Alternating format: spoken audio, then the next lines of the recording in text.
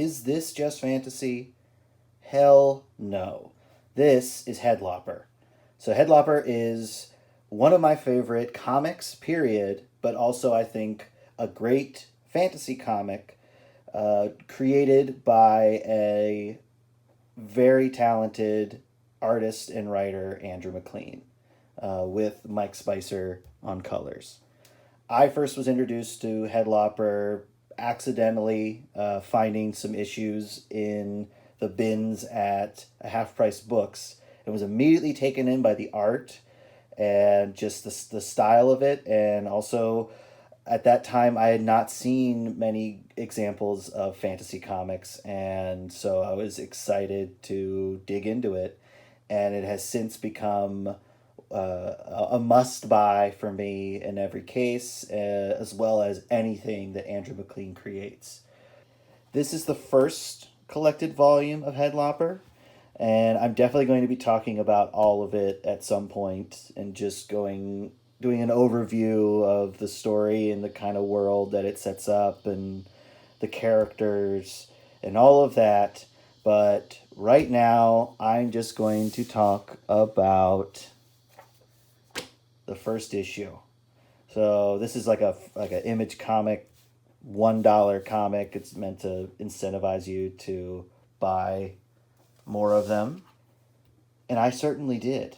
This is a bit of a Kickstarter success story. From what I understand, when I asked Andrew Maclean, when I got to meet him, about how Headlopper started, he said that he was drawing images for a friend's podcast, and like whatever topic would come up, he would just do a drawing based on it.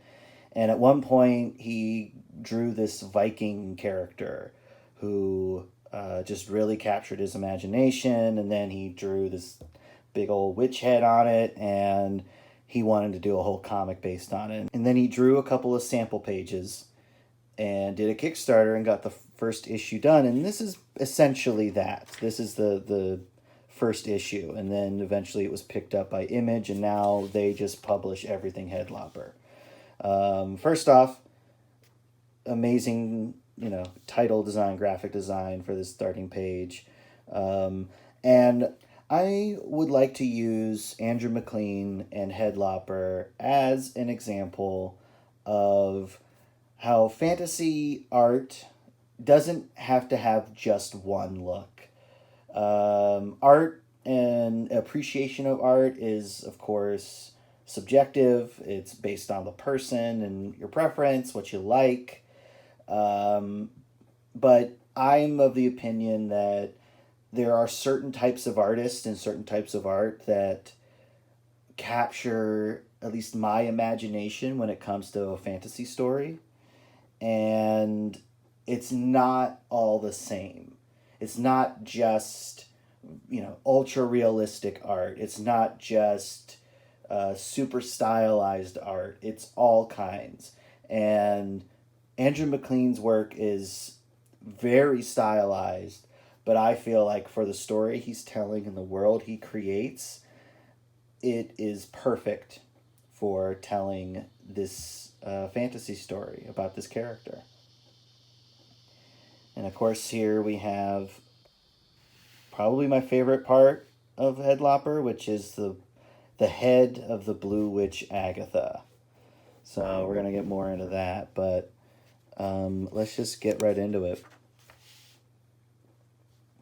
So for starters, I would like to point out just the very stylized line work of Maclean here. It's very simple as far as it's not a lot of cross hatching.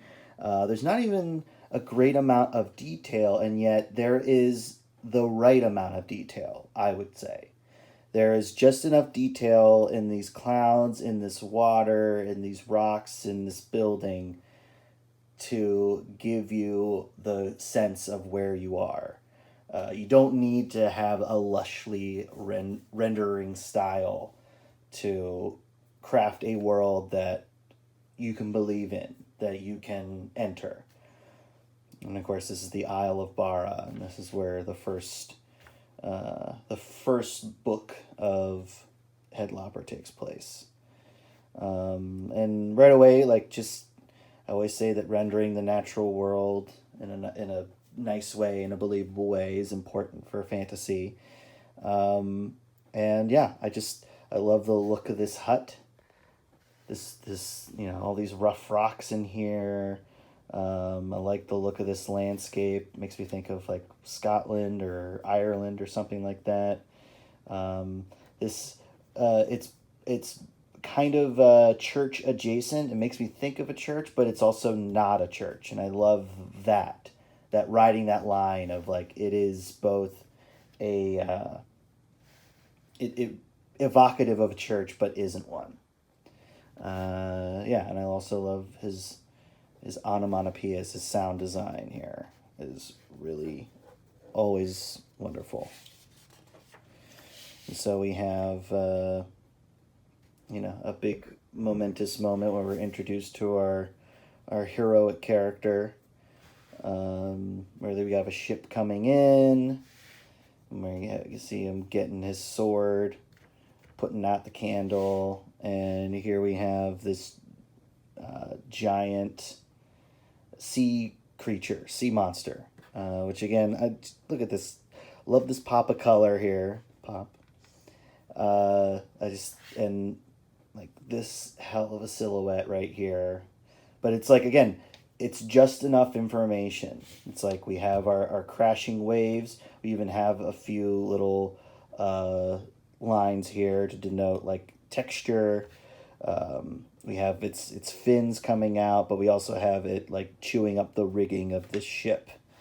And here, this great pullback shot where we have like all these buildings in the foreground, but then back here we have this purple snake wrapping itself around this ship. And here we have our titular hero rising to the challenge.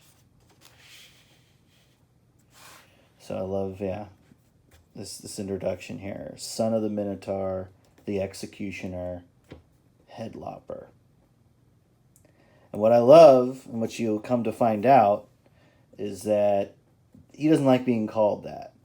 In fact, it says right here, just call him Norgal. So Norgal is his actual name, but everybody refers to him as Headlopper, and he kind of hates it.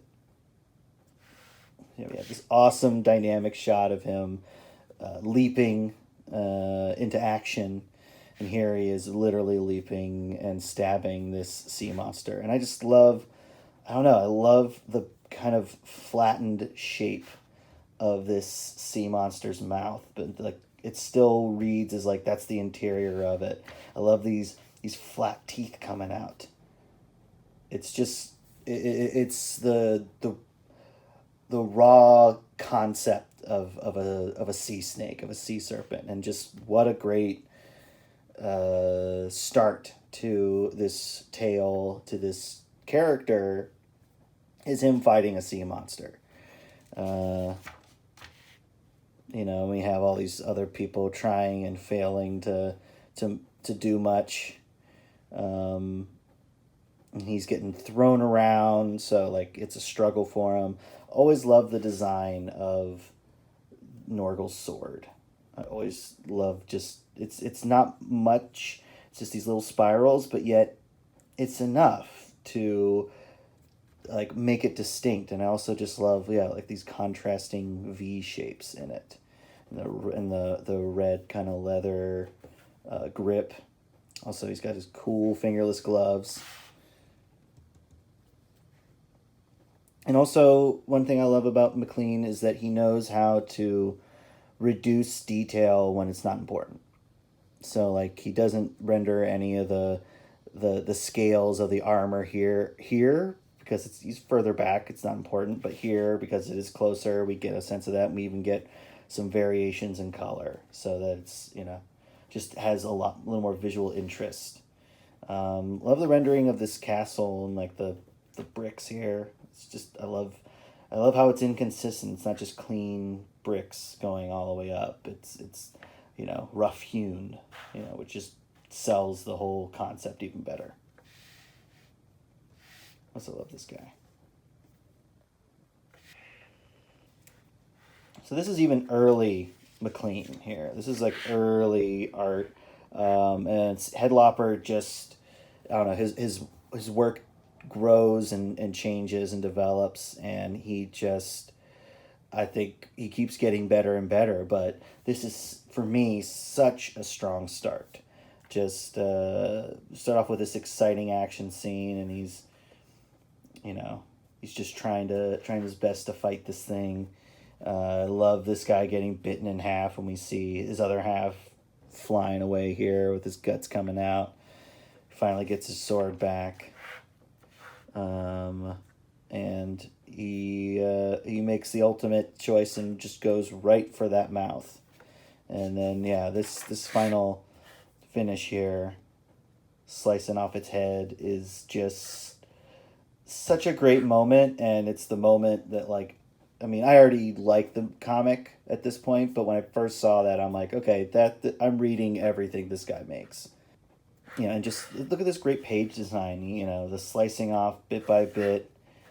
You know, these giant, like, looks like blood platelets, and he just comes flying down to splish. Yep, and I love, yeah, this thing's dying over here and flopping around, and then here he comes out of the water as the bay fills with blood.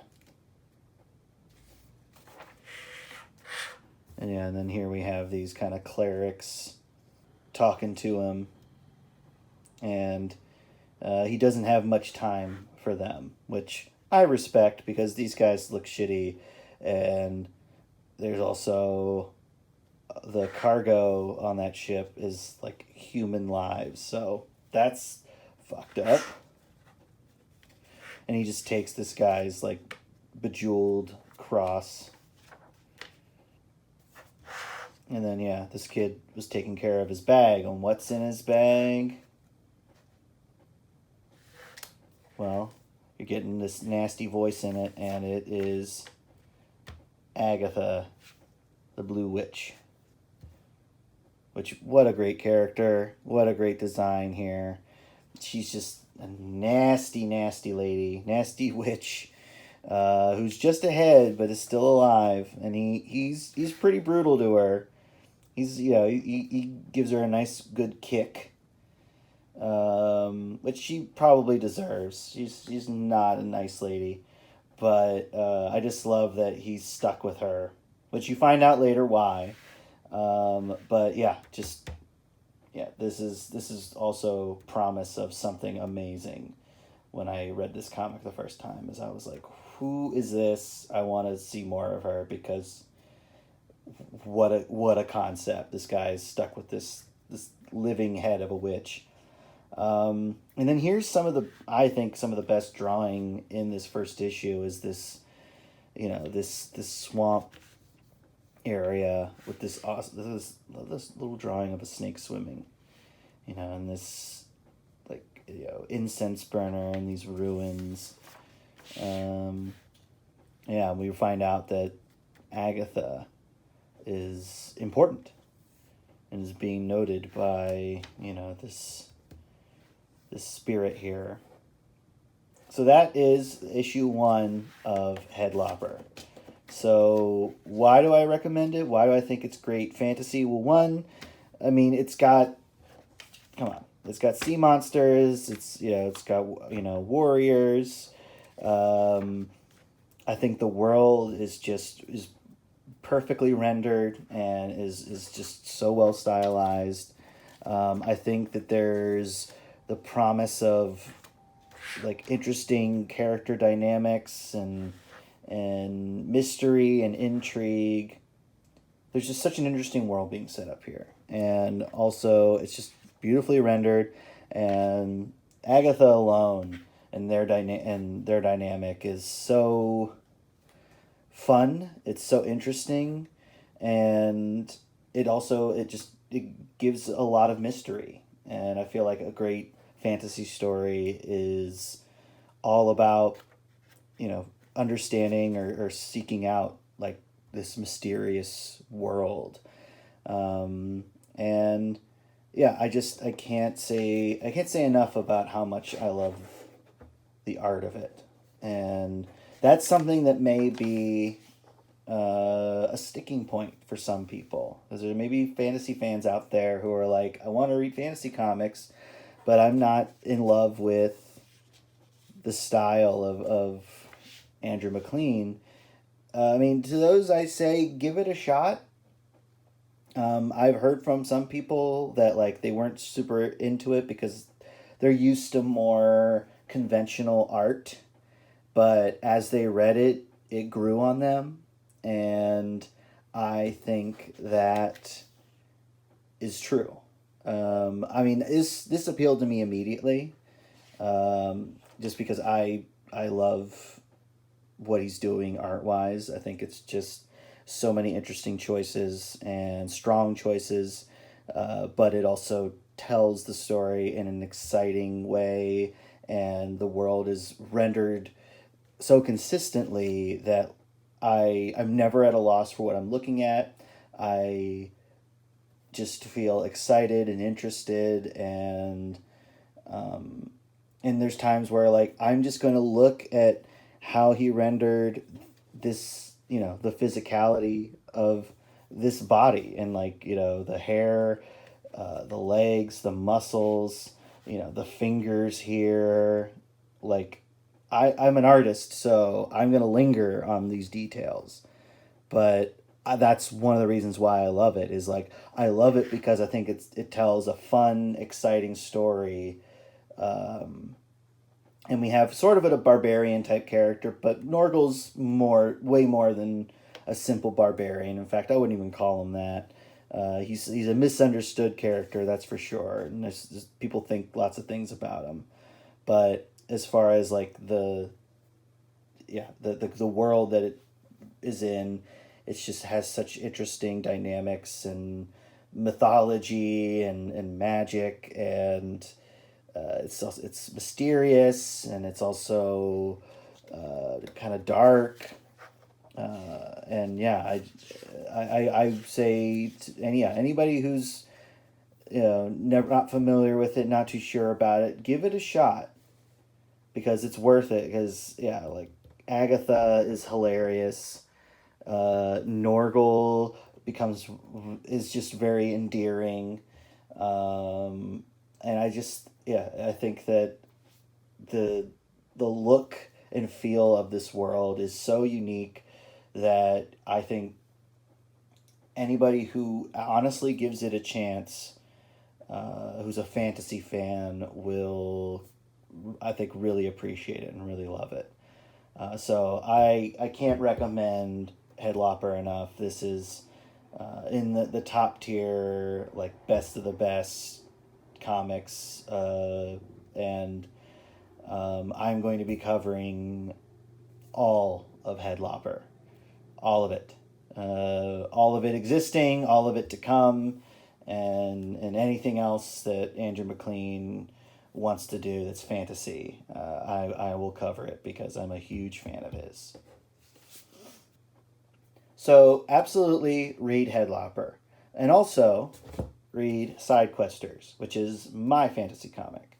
I don't have the same style as Andrew Maclean, but I'm definitely inspired by Headlopper as a comic, and this is a fantasy world that is of my own imagining, and is mostly about the growing friendship of a warrior woman and a big old lizard man. Which, if you can't get behind that, then I guess you won't want to read this. But I have 8 complete issues thus far. They're all contained in this one volume. This is the first complete story for Sidequesters. This is a volume 1. And you can buy it on my website. There's links in the description for it. Also in the realm of fantasy is my Haxan anthology series. This is a series of short stories about magic users that are all pretty dark, but they all build on the world of side questers, so they're all interrelated. But each story is more or less self-contained. So if you're not, if you want to give my storytelling a try, as fantasy storytelling, then I recommend picking these up. They're also available on my website. And if you like more traditional superhero stuff, I have Three Panel Origin, my weekly webcomic series, where I create a character and tell their origin in 3 panels. And this is the collected first 3 years with all revamped art and colors, and looks better than it does online. It's something along the lines of The Tick, and this is a series of short stories that deal with some of the characters I've created in 3 Panel Origin.